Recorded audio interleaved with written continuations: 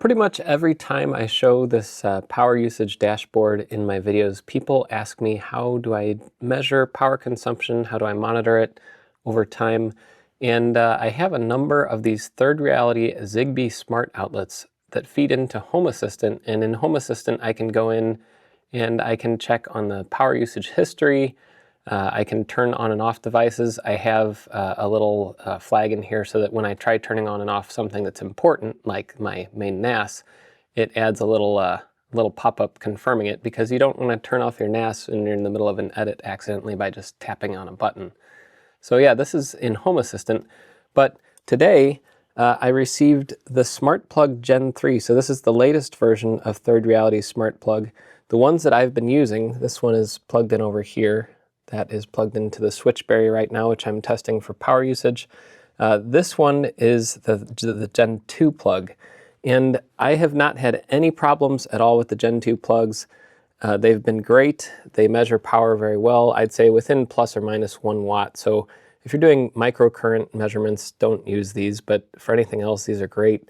And I've used them on a washing machine, I've used them on a fridge, I've used them on a lot of things with motors and never had any issues over now more than a year of use. So I highly recommend them, but there is one fatal flaw. And Third Reality said, hey, we have a new generation of smart plug, you want to test it? And I was like, well, only if it fixes one thing that I've hated about the Gen 2, especially for my NAS and other devices like that where I need them to be up. When you update them on the Gen 2, it reboots the switch, so it turns it off and turns it on momentarily, and that's not good for a server. So I was like, well, now I have these switches, and so I had to plan downtime every time I updated the smart plug just to see how much power it's using and be able to turn it on and off remotely. Well, they said the Gen 3 doesn't do that. My focus is off here. This is level 2 Jeff, and that's the kind of thing that happens. But the Gen 3 supposedly can do over-the-air firmware updates without having to restart the switch itself. Other features on here, it's Zigbee, so it's going to help your Zigbee mesh. If you have other Zigbee devices, this extends the mesh since it's plugged in. You can remote control power on off. I think these are good for up to 1500 watts, at least these North American plugs. I don't know about other regions, you'll have to look up their specs. But if these are like the Gen 2 but slightly better, then I'm going to give 100% recommendation to these things too. They sent me these I have bought about 40 of these things. So this is not like a sponsored video or anything. This is just, they sent me these because I've talked to them in the past about the shortcomings of the Gen 2. So hopefully that's not a shortcoming on here. My plan is I'm going to upgrade my Gen 2 to a Gen 3 today. And I need to put this little label on here, and then we'll replace that on the server in the back. I already shut down the server, so I'm just going to unplug the Gen 2 smart plug and put this one in there, and then see if we get a firmware update. So I put the label on here, and we're going to go back to the back of the rack, and we'll switch these out. So here's the old Gen 2.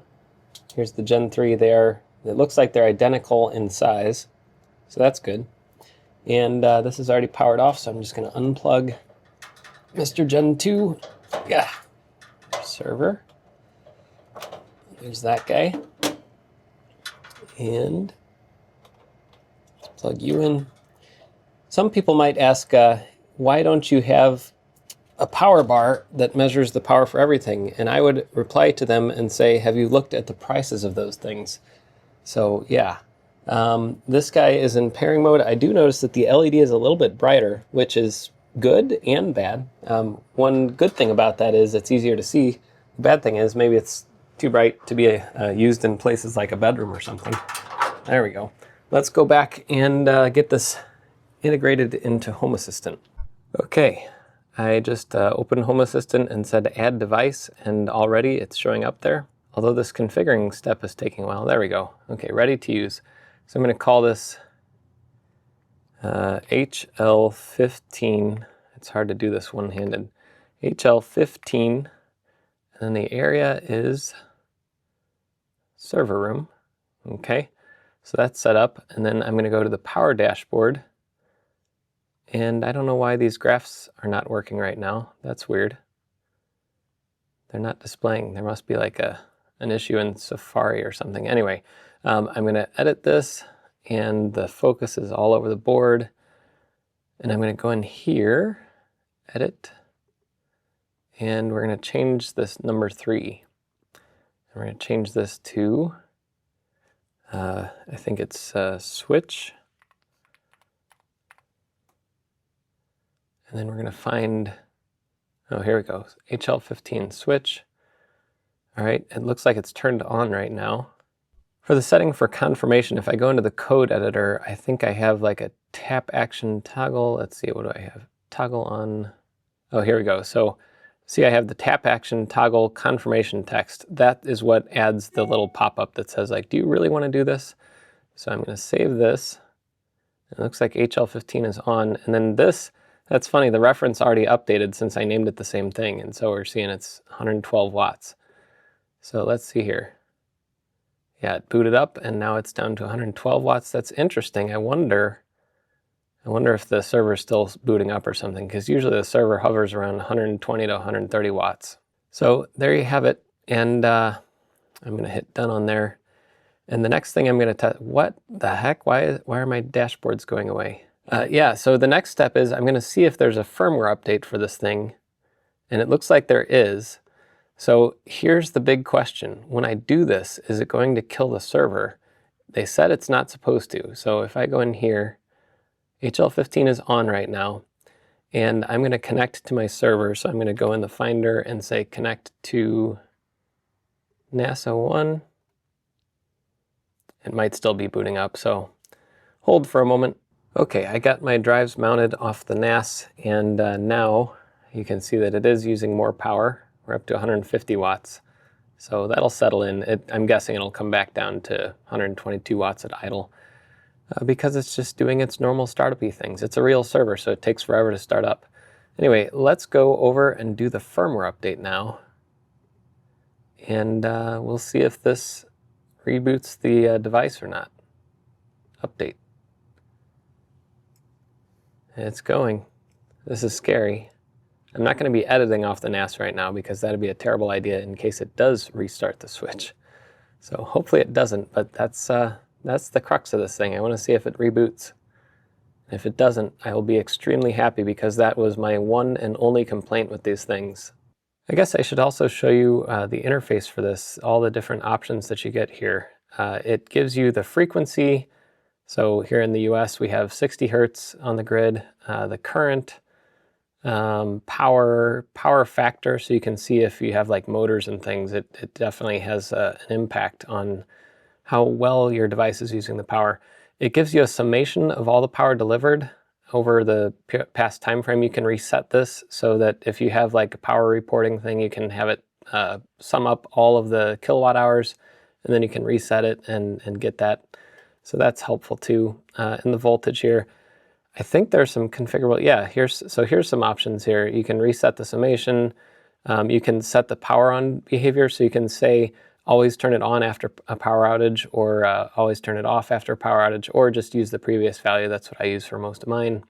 You can have a delay for turning on and off. And I guess this also lets you see which one it is. If you press this, it'll probably blink the light on it or something like that. Anyway, it looks like that is done. Now the big question is, did it reboot the server? For some reason my graphs are still not showing up here. It looks like the switch is still on. It's 131 watts.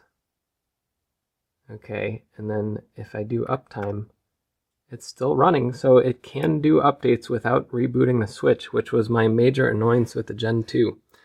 So yeah, it's the great thing is these are still the same price. They didn't like up the price or anything. But you can see I've purchased the 4 packs 5 times. I have these things everywhere now because I ran 4 or 5 of them in my house for a while just to see if I could rely on them, because I've had problems with other smart switches in the past and they never had a problem. So I switched over to using them everywhere. In fact, in here, just at my desk, I use one for power measurements up here. And then I also plugged in a couple down here. This one controls my camera. When I'm recording a quick video call or something at my desk, I have it turn on and off my Sony camera. I also have the desk speakers, because if you watched my video about repairing my old speakers, one problem was that the circuits inside get really hot. And what I had was these speakers would be on 24/7 for like 8 years. And when you do that, it kind of cooks all of the capacitors inside, and that was the problem. So now I have these on a smart switch, so when I leave the office and set the security system to away, these speakers will turn off, and that lets the heat inside kind of go away a little bit, and hopefully will extend the life of those capacitors. On the flip side, maybe those heat cycles will cause them to go away before their expected life. But anyway, that is what I use these things for. That is what I use, since a lot of people ask what I use. And the Gen 3 smart plugs, this is the Gen 2 that I took out, which I just noticed I put labels on both sides, so I must have put one on the top, and then, you know what, I gotta go check and see if the label is facing up so you can actually see what it is from above. Anyway, yeah, that's the Gen 3 smart plug. It gets a thumbs up from me. These 4 were sent to me, but I will be buying more of these and probably using them on my servers because it's actually cheaper to buy these things and individually use them than to buy a power bar that has power monitoring for all the outlets on it, unfortunately. Maybe Third Reality could make like a server power bar with 8 or 10 plugs on it or something. That'd be cool too. Yep, so Level 2 Jeff, Third Reality, smart plug Gen 3 thing, and I'll leave a link to it in the description.